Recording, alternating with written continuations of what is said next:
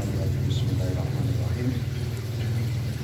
Ila hadratin Sayyidina Muhammadin sallallahu alaihi wasallam wa sayyidina Adam wa ala jami'il anbiya'i wa sallam alaikum warahmatullahi wabarakatuh. Kita rahmati khul hijaiyah, khul hijaiyah, wa binul khul hijaiyah. Kita rahmati barakan alaikum Sayyidina ya Allah. Al-Fatihah.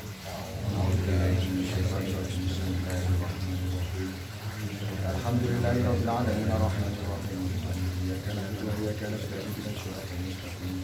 Siratal ladzina an'amta 'alaihim ghairil maghdubi 'alaihim waladdallin. Bismillahirrahmanirrahim. Assalamualaikum warahmatullahi wabarakatuh. Bismillahirrahmanirrahim. Alhamdulillahirabbil alamin arrahmanir rahim maliki yaumiddin. Allahumma sholli ala sayyidina Muhammad wa ala jami'il ummati sayyidina Muhammad. La haula wala quwata illa billahil aliyyil azim. Hadirin jamaah majelis pengajian tafsir Hijaiyah Alif Adam Khalifatullah. Bersyukur pada Allah pada malam hari ini kita bisa kembali istiqomah untuk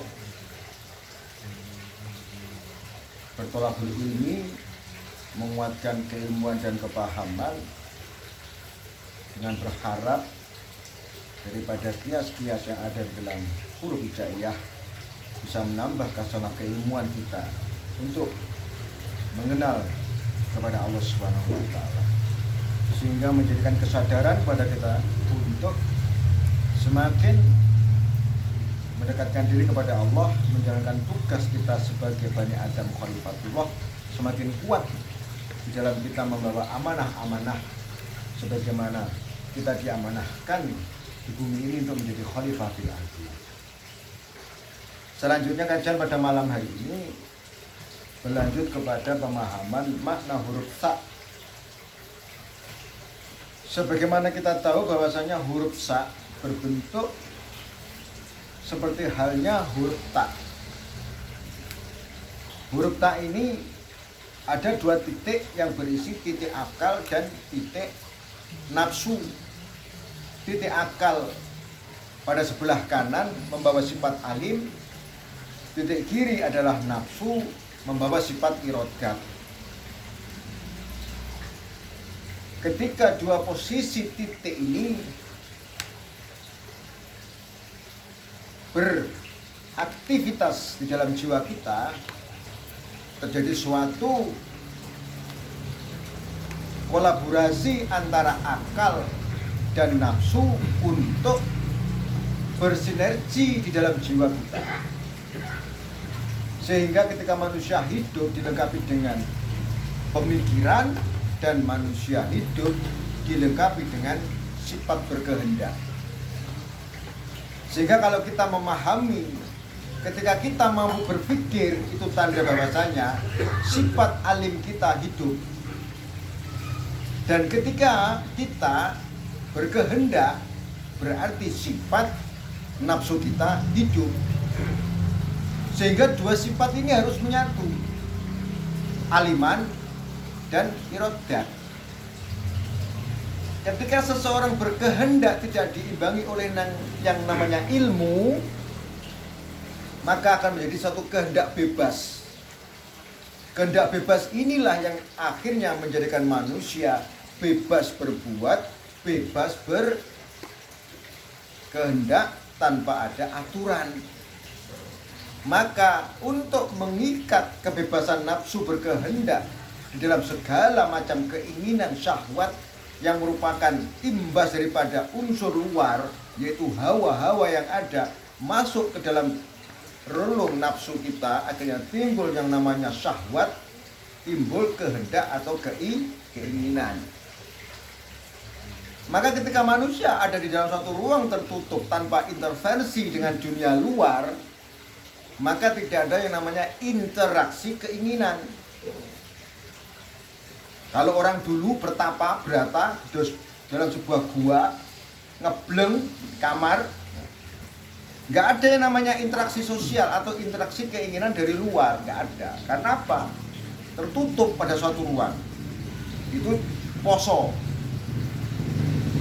Tapi ketika manusia berada di luar ruangan, maka yang ada interaksinya adalah apa?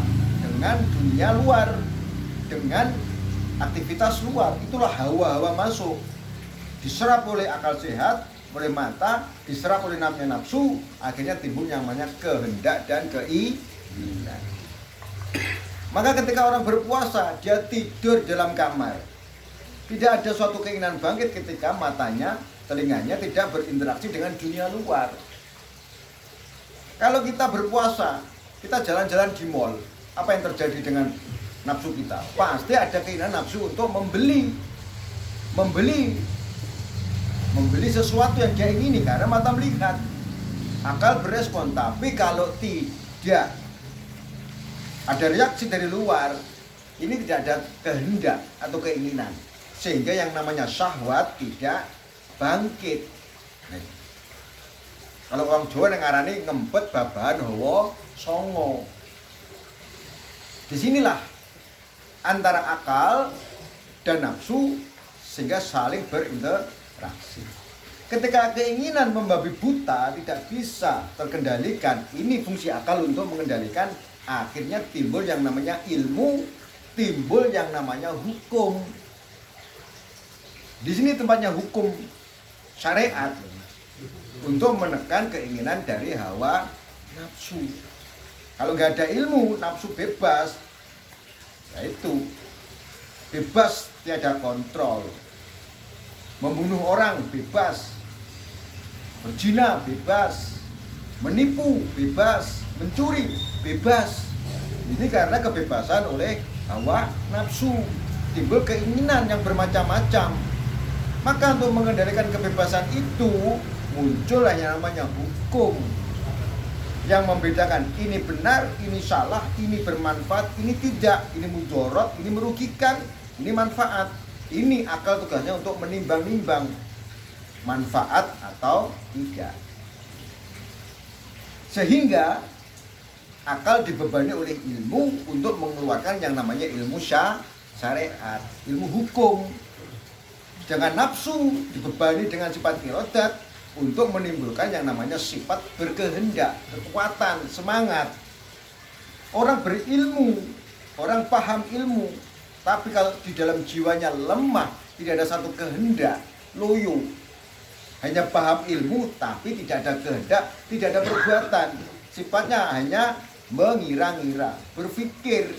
Jadilah penyakit tulul amal, panjang angan-angan. Ketika orang panjang angan-angan, kemana berpikir, besok kalau saya punya uang, saya akan beli sepeda motor. Sepeda motor saya buat jualan, nanti beli dapat mobil. Mobil kita dapat uang banyak, kita beli sepur. Sepur nanti jual satu, kita beli kapal terbang. Angan-angan. Tapi kita nggak bisa melihat kenyataan. Angan-angan yang besar dipicu oleh keinginan yang besar tanpa suatu tindakan. Nah, itu namanya tulul amal. Maka ketika nafsu yang terlalu besar mendorong akal sehat kita berangan-angan yang terlalu tinggi. Besok kalau anakku sudah besar gini-gini, sekolah gini-gini, besok kalau sudah nikah gini. Padahal sesuatu yang belum terlaksana. Sehingga kita kehilangan waktu hari ini untuk berpikir apa yang harus saya laksanakan hari ini juga. Kalau guru saya mengajari saya begini, waktu dibagi oleh 3. Hari kemarin adalah takdirnya Allah. Hari ini adalah apa yang kita jalani. Besok adalah kodoknya Allah. Maka waktu dibagi dalam 3. Hari ini, besok, sekarang. Sekarang apa yang kita laksanakan? Ya sekarang ini apa yang kita perbuat. Kalau besok yang belum terjadi kita angan-angan, kita payah. Kecemasan, ketakutan, ketidakcukupan akan membebani jiwa. Bahkan itu cuma 3 hari.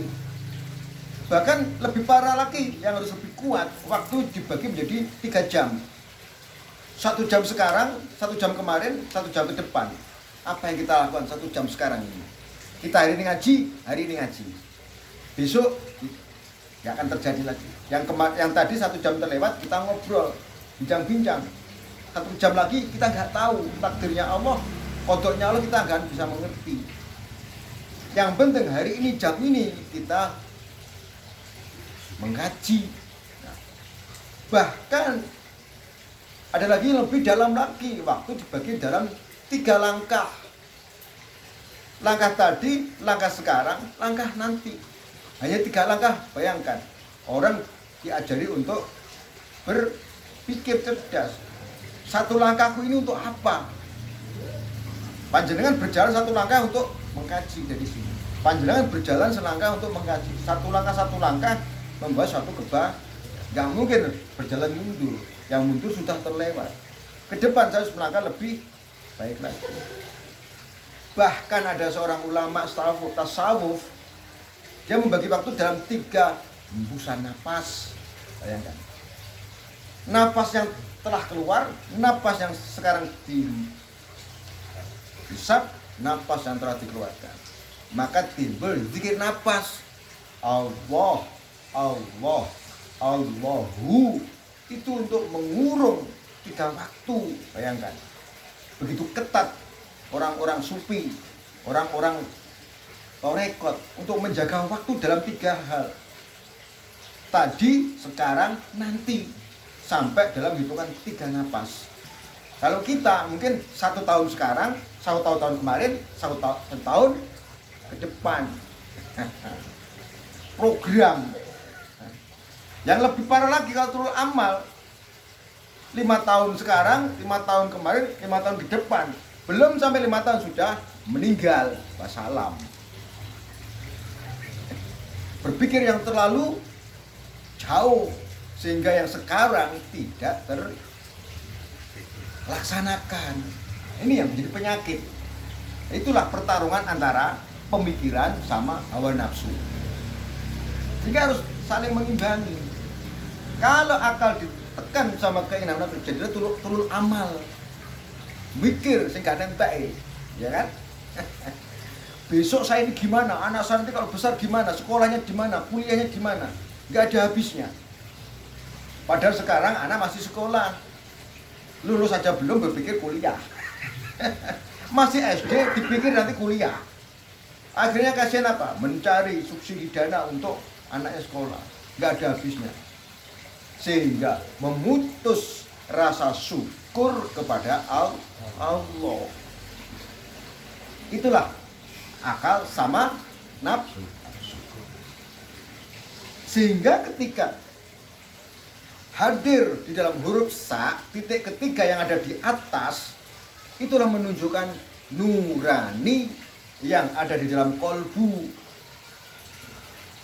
Sehingga kedudukan makom huruf sa dengan 3 titik, disitulah Allah membekali manusia itu dengan yang namanya kolbu yang berisi dengan yang namanya nurani. Nurani adalah penyeimbang, penguat. Ketika di antara perang tanding antara akal dan nafsu tidak ada titik temu, maka bertanyalah kepada hatimu. Bertanyalah kepada hati nurani. Apa jawabannya? Karena hati nurani ini adalah suatu modal dari Allah, bahwasanya inilah jalur-jalur khusus antara si hamba dengan Allah. Nurani. Jalur khusus bagaimana seorang hamba memohon hidayah kepada Allah. Sentuhan-sentuhan cahaya hidayah, cahaya-cahaya nur.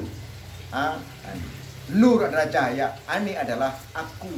Nur adalah cahaya, ani adalah ingsun. Cahayaku, cahaya ingsun. Itulah Allah nurun ala nurin. Sehingga ketika Allah memberi petunjuk kepada siapa-siapa yang dikehendaki kepada cahaya-cahaya Allah, itulah hak Allah. Tempatnya ada di nurani. Ini yang kita bangkitkan nurani kita.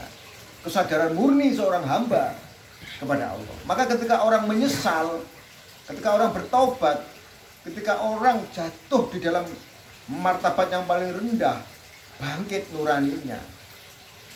Penyesalan itu nurani. Kalau nafsu tidak ada satu penyesalan. Kalau akalnya berpikir untung atau rugi. Tetapi kalau yang namanya menyesal, itu ada di dalam dia sadar, oh ini perbuatan saya salah.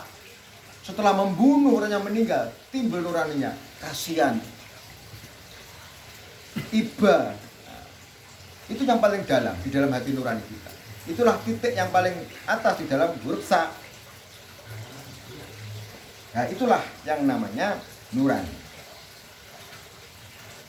Maka inilah ketika seorang bayi di dalam perut ibu 7 bulan dilengkapi dengan nuraninya, sehingga seorang bayi itu dengan ibu ada hubungan chemistry. Kalau seorang bayi melihat ibunya susah di dalam kandungan, seorang anak bayi itu usrek, gelisah, bergerak nggak tenang. Kalau seorang ibu yang lagi mengandung anak usia 7 bulan, kok ibunya susah, anak di dalam itu juga usrek, nggak tenang jiwanya.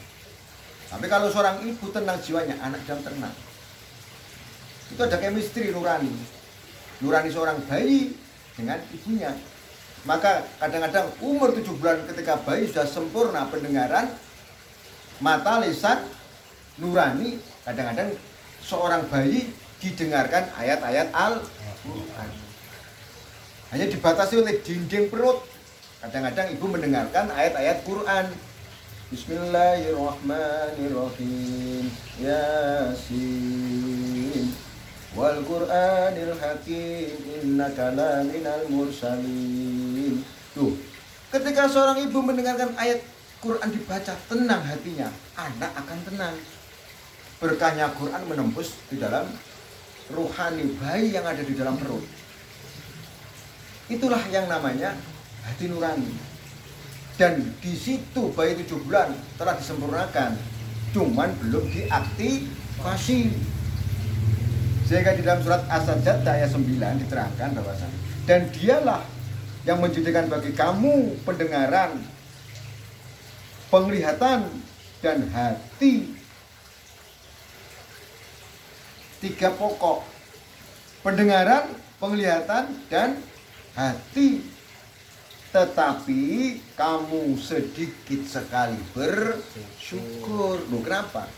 Uang kita belum dapat nikmat kok disuruh bersyukur. Orang bersyukur dapat uang, amplop, oh syukur, alhamdulillah. Dapat kiriman parcel, oh alhamdulillah. Dapat bantuan, alhamdulillah. Loh, ini belum dapat apa-apa kok disuruh bersyukur. Ya kan? Dari mana? Di sini dijelaskan, dia yang menjadikan kamu. Menjadikan berarti kan diberi. Kita diberi penglihatan, sifat basir. Kita diberi pendengaran, sifat sami'an. Kita diberi hati nurani untuk merasakan. Merasakan kepada siapa? Kepada Allah. Karena disinilah hati menjadi tempat khusus bagi Allah, dikatakan qalbul mu'min baitullah. Sehingga dengan hati dan pendengaran penglihatan kita diarahkan untuk bersyukur, mengenal kepada Allah. Ini harus pertama, nikmat pertama yang harus dibangkitkan. Nikmat bahagia bersama Allah, karena yang dititik adalah qalbu. Nah, tapi kenapa di sini kok tidak yang disebutkan adalah akal atau nafsu? Dan dialah Allah yang menjadikan kamu pendengaran, penglihatan. Kok gak langsung ditambahi akal? Kok gak nafsu? Tapi di sini dikatakan qalbu atau hati. Karena hati inilah wadah bagi insan untuk berhablu minal. Sehingga dikatakan qalbun mu'min baik. Di sini tempatnya marifat. Tempatnya mengenal kepada Allah, hubungan khusus qalbu ini. Sehingga kalau dikatakan ada kiblat, kiblatnya qalbu adalah Allah. Kiblatnya jasad adalah Ka'bah Baitullah. Nah, kiblatnya nafsu adalah kenikmatan. Dan kiblatnya akal adalah kebenaran. Maka persatuan antara kebenaran, kenikmatan, nikmat dengan zikir, berpikir dengan al-haq, Jadilah kalbu menerima yang namanya makrifat ilah. Mengenal dengan Allah, bersama Allah, mengenal Allah. Kalbu yang menikmati.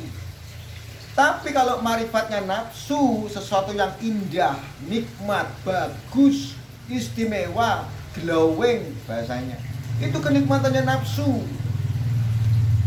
Orang yang berpikir dengan mencari kebenaran, berpikir mencari bagaimana akal ini menerima sesuatu yang benar tanpa tertolak, itu adalah kenikmatannya akal. Dia tidak akan ragu-ragu lagi ketika akal menerima suatu ilmu yang hak. Ya, termasuk hidayah ini adalah suatu kebutuhan akal sehat untuk menjawab tantangan bahwasanya benar apa tidak memakai metode ilmu hidayah.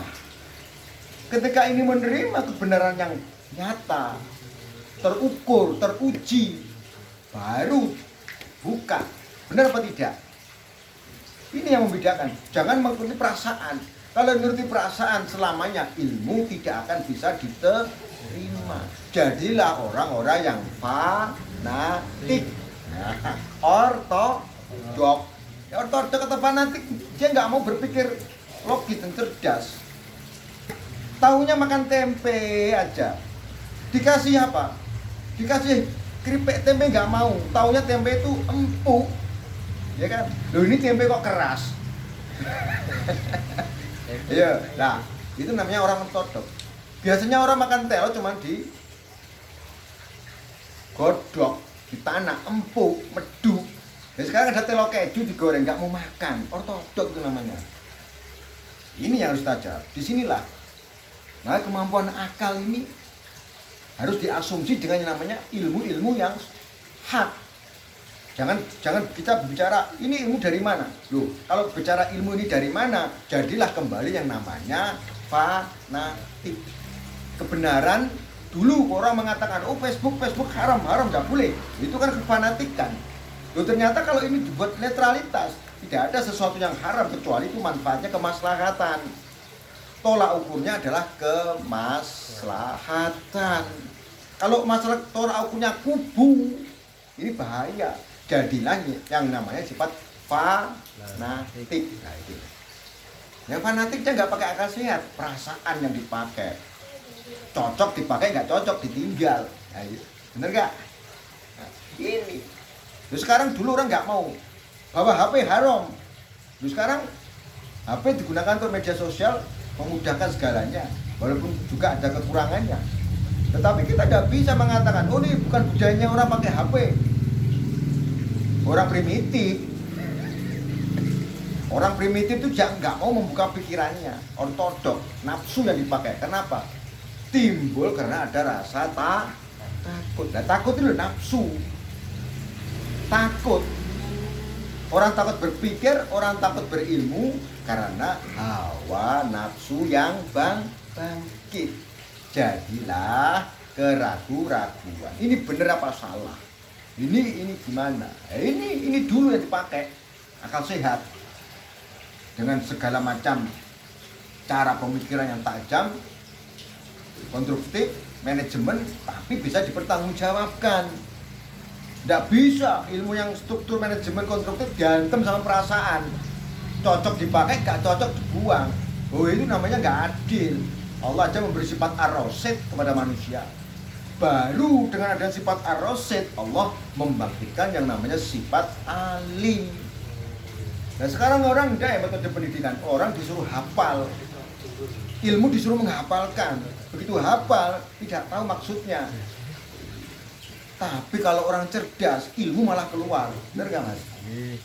Karena orang yang cerdas, dia mencari cara untuk menjawab suatu masalah sehingga timbul yang namanya ilmu. Tapi kalau ilmu dulu dihadirkan, tidak dimiliki kecerdasan, dia nggak tahu ilmunya untuk apa. Ibarat mereka diberi curit, nggak tahu. Untuk apa ini? Nggak taunya untuk mencari rumput. Dia punya alat, nggak tahu gunanya. Tapi kalau orang butuh alat, saya mau memberi makanan sapi, untuk cari rumput kalau nggak ada alat, nggak mudah. Akhirnya dia membuat namanya celurit, ya kan? Tapi kalau orang yang nggak punya ilmu, hanya punya celurit, nggak tahu gunanya, celurit bacaan. Kalau pusing celurit yang besar itu, nah, buat ngeret kepalanya orang, untuk bilang minta, ya janganlah, kasihan. Kalau baru celurit besar kok ngaret suket gajah, kan gitu. Manfaat. Nah itulah alat itu seperti ilmu. Ilmu keluar karena ada kebutuhan daripada pemikiran yang cerdas. Sehingga orang cerdas ketika butuh dia mempunyai suatu metode cara bagaimana saya bisa menyelesaikan permasalahan diri saya. Kecerdasan bangkit setelah dia sabar. Sehingga baru ilmu turun. Nah belum cerdas ilmunya digembleng, nggak taunya ilmunya buat apa nggak tahu. Akhirnya ilmu sama dengan untuk menghantam orang. Akhirnya jadi adu ilmu, adu kepahaman, adu hafalan ilmu. Nah, padahal ilmu itu walaupun hanya satu tetes, itu keluar karena ada kebutuhan rohani, timbul karena cerdas menetes. Nah, seperti halnya Hijayah ini ada ilmu yang menetes untuk kebutuhan rohani yang hak, timbul dari sini. Nah, seperti itu kenyataannya. Itulah persatuan antara apa? Akal, nafsu, dan nurani harus bersatu. Sehingga kita nggak akan menjadi orang yang terlalu panjang angan-angan, turun amal, hanya alim saja tapi tidak bijaksana. Banyak orang alim tapi tidak adil. Banyak orang alim tidak bijaksana. Ilmunya untuk menghantam orang. Kamu salah, tidak cocok dengan ilmu saya. Kamu salah, sesat. Kamu salah, bid'ah. Kamu salah. Nah, ilmu hanya untuk menghantam keyakinan orang. Padahal ilmu itu keluar dari suatu keyakinan yang hak. Maka untuk menghadirkan suatu ilmu yang hak, keyakinannya juga harus hak. Bagaimana akan mendapatkan keyakinan yang hakul yakin sedang ilmunya tidak hakul yakin? Tapi kalau ilmunya hanya pakai mata melihat, telinga mendengar, itu namanya pengkabaran. Ilmu kabar-kabar tidak keluar daripada dirinya sendiri. Belum dikatakan hakul yakin, sotikon, keyakinan yang sotik, tidak bisa. Makanya keyakinan yang sotikon melalui kecerdasan nalar, diuji dengan nafsu, diuji dengan hati, sinkron dah. Disampaikan ke umat, masuk ndak? Disampaikan ke pemikiran, logis ndak? Itulah fungsinya akal sehat, nafsu dan nurani. Ketika nurani sudah membenarkan, itulah yang namanya hakul yakin. Ini makom di huruf sa. Sehingga ketika huruf sa ini sudah jelas maknanya antara akal, nafsu, dan nurani.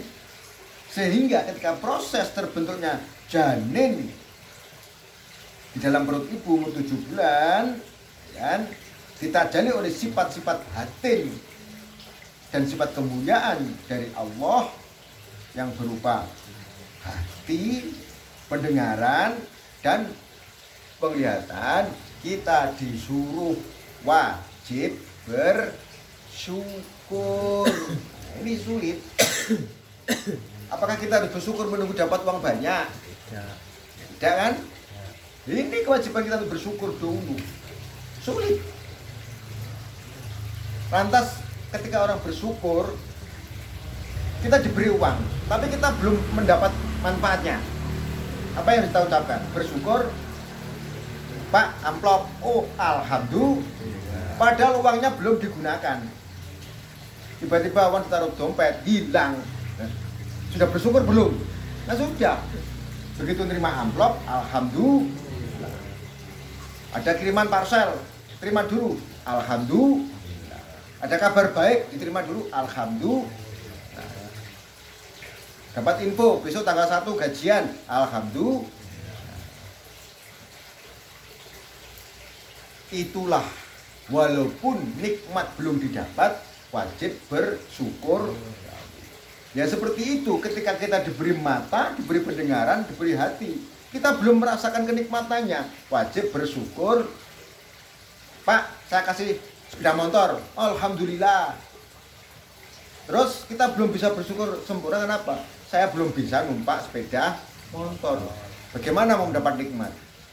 Naik sepeda motor aja belum bisa, kok diberi sepeda motor.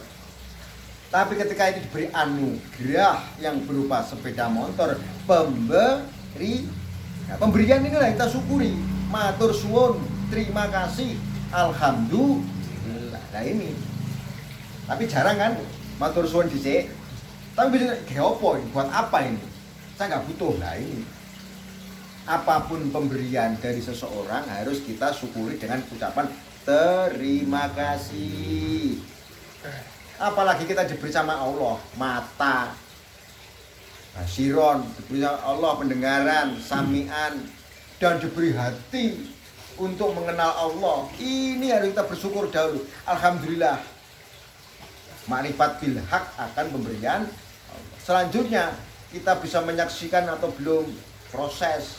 Kita bisa mendengarkan ayat-ayat Quran yang kebenaran belum proses. Kita belum makrifat hakku yakin dengan Allah, dengan kedamaian hati mengenal Allah. Alam bidzikrillah tatmainul, kok belum bisa proses, benar enggak? Tapi kita harus berterima kasih dulu kita telah diberi. Nah ini loh, kalau kita nggak bersyukur, la in syakartum la azidah, wala in kafartum inna adzabillah syadid. Kalau kita mau bersyukur akan ditambah nikmat. Maka ini wajib. Alhamdulillah diberi mata, alhamdulillah diberi telinga, alhamdulillah diberi hati. Baru nikmat ditambah oleh Allah. Kenikmatan menyaksikan keindahan langit bumi, hijau-hijauan daun, kenikmatan mendengarkan suara gemericik air, alunan-alunan suara merdu, ayat Quran dibaca, hati baru bisa merasakan mengenal Allah. Ini proses semua. Maka dari itu, ketika kita menyaksikan huruf sa, 3 komponen utama dalam diri kita, akal, nafsu, dan nurani, itu kita wajib bersyukur kepada Allah. Jadi kalau kita memahami huruf sa, intinya kita harus wajib dulu bersyukur kepada Allah. Itulah makna daripada huruf sa. Sehingga ketika kita telah diberi kesempurnaan dengan sifat mutakaliman dan sifat basiron, sifat samian, maka hidup kita senantiasa harus di dalam suasana rasa syukur. Ini yang sulit. Bisa nggak kita setiap hari itu bersyukur kepada Allah? Maka setiap hari pujinya apa? Alhamdulillah, alhamdulillah. Kang, lah kok bilang alhamdulillah, alhamdulillah emangnya dapat nikmat. Bagi-bagi dong. Ayo Bol, bagi-bagi nikmatnya, bro. Mau, lah kamu sudah dapat kok. Loh, apa? Itu dikasih mata sama Allah. Loh, itu dikasih telinga. Ayo sama-sama bersyukur, bro. Alhamdulillah. Alhamdulillah. Emangnya alhamdulillah cuma dapat fulus. Nah, dapat bonus. Nah, ini mata sama telinga sama hati. Makanya tidak salah kalau puji yang paling utama itu apa? Alhamdulillah. Berat timbangannya di akhirat, tapi tidak hanya sebatas lisan. Alhamdulillah, alhamdulillah, tapi dengan hati menyaksikan nyata benar nikmat pemberian Allah. Belum sampai nikmatnya jelas, ya, pemberi. Ya. Jadi ketika kita diberi, wajib bersyukur. Syukur yang tanpa melihat adanya nikmat dahulu, tapi syukur karena melihat yang nyata yang namanya satu pemberian. Nih tak kasih, alhamdulillah. Nih tak kasih, alhamdulillah. Ternyata belum digunakan, berarti belum dapat nikmat atas pemberian tersebut. Itulah sehingga ketika kita sebagai Bani Adam kita disempurnakan nikmat pemberian itu, maka kita pertama memakrifati huruf sa, kita wajib bersyukur. Kita gunakan nikmat itu untuk suatu kebaikan yang sesuai dengan kehendak Allah. khususnya untuk urusan dengan al-ma'rifat, karena yang di titik adalah qalbu, posisinya di atas nura. Maka semua itu berkah sebab kasih sayang Allah Subhanahu wa ta'ala memberi kesempatan diri anak Adam alaihissalam untuk menjalani kehidupan di bumi sebagai khalifah, sehingga kita disempurnakan. Bisa dipahami ya? Alhamdulillah. Jadi kesimpulan ketika kita mengerti makna huruf sa dengan 3 titik itu, bagaimana kita memperdayakan kemampuan pikiran kita untuk mencari ilmu yang benar dan hak, yang logis, tidak tendensius, yang netral tapi struktural, manajemen dipertanggungjawabkan secara logika. Kita menggunakan kemampuan nafsu kita untuk berkehendak, tapi dengan kehendak yang sesuai dengan kehendak Allah. Kehendak Allah yang baik. Allah menghendaki kebaikan, kita berbuat baik. Allah menghendaki kita untuk bersyukur, kita bersyukur. Menyesuaikan kehendak kita dengan kehendak. Bukan berarti semua adalah kehendak Allah. Semua adalah kehendak Allah. Aku berbuat maksiat, kehendak Allah. Aku berbuat zalim, kehendak Allah. Oh, jangan begitu. Allah menghendaki kita untuk berbuat baik. Itulah menyelaraskan kehendak kita dengan kehendak. Setelah itu menyelaraskan nurani kita dengan hidayah Allah. Nur kebenaran. Ketika kita bingung berpikir ini benar atau salah, ketika perdebatan tidak ada habisnya, tanyakan kepada Allah dengan rasakan ada apa di dalam nuranimu. Karena yang tahu siapa yang sesat di antara hamba Allah hanya Allah. Walaupun banyak ayat-ayat yang menerang tentang sesat, zalim, itu masih hukum. Tapi kita kembali ke puncak pusat hukum Al-Quran, yang tahu sesat atau tidak hanyalah Allah. Maka kita tidak boleh menjustis seseorang kamu sesat, tak boleh. Maka di situ ada kaitan dengan Maliki Yaumiddin. Allah yang menguasai hari pembalasan terhadap urusan agama. Karena kalau bilang agama, orang berbeda agama, yang satu mengatakan sesat, yang kamu sesat, kamu zalim, kamu kafir, kamu musyrik. Itu hukum di wilayah iya kana abudu, wa iya kana. Tapi kalau di wilayah uluhiyah, Maliki Yaumiddin, Allah yang berkuasa terhadap pembalasan, kita harus wajib yang namanya husnudzon kepada siapapun orangnya. Karena itu hak Allah untuk memberi hidayah.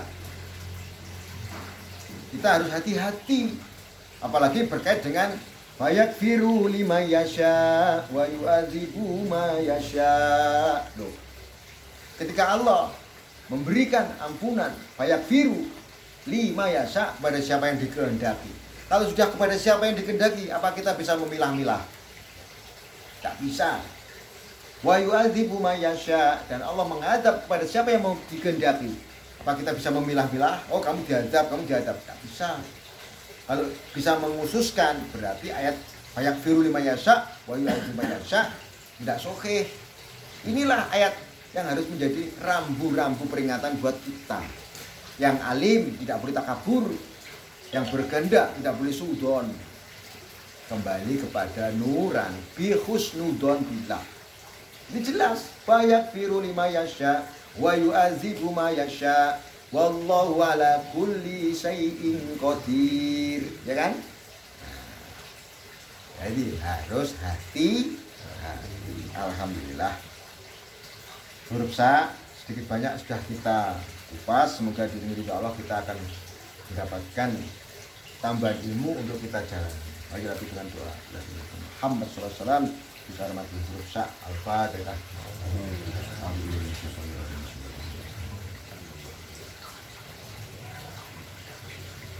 Allahumma ya Allah salli ala sayyidina Muhammad wa ala sayyidina Muhammad sayyidina Muhammad sallallahu. Allahumma ya Allah alimna bi fadlika Allahumma ya Allah akhirna fi hujjah. Allahumma qaribna ilaika qurban adrin barakatul hujjah. Bi nuril hujjah wa bisir hujjah. Wa bi harakatul hujjah. Allahumma ya Allah salimna min afati dunya wal akhirah. Qadir wa ausilna ilaika masalikal ahijati bi barakati ilmu hujjah bi tarikatul hujjah. Ya Rahman ya Rahim. Ya Rahman ya Rahim ya Rahman ya Rahim. Bisalam qaulan bi rahim. Subhana rabbika rabbil izzati amma yasifun wa salamun alal mursalin walhamdulillahi rabbil alamin. Akhir kalam, assalamualaikum warahmatullahi wabarakatuh.